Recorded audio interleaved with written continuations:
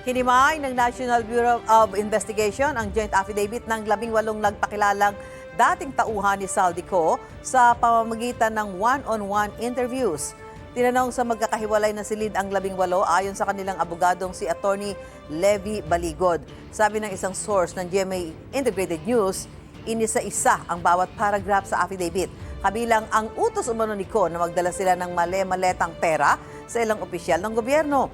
Inalam din ng NBI ang partisipasyon ng bawat isa sa mga nakasaad sa joint affidavit.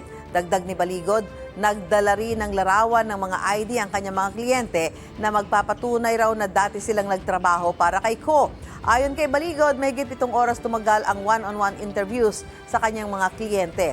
Sabi ni NBI Director Melvin Matibag, depende sa mabubuong report ng mga ehente kung pababalikin pa ang 18. Susuriin daw ang mga transcript ng lahat ng interview para matukoy kung mayroon pang dapat itanong.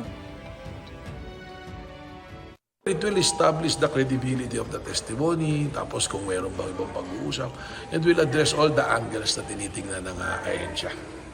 At pwede namin ito, isusumitin namin sa Office of the Ombudsman. Very exhaustive yung mga pagtatanong ng mga investigators at sinagot naman lahat nila. Pero hindi pa kami natapos. So hihintayin namin ulit yung schedule na sasabihin ng NBI para sa continuation. Gusto mo bang mauna sa mga balita? Mag-subscribe na sa GMA Integrated News sa YouTube at tumutok sa unang balita.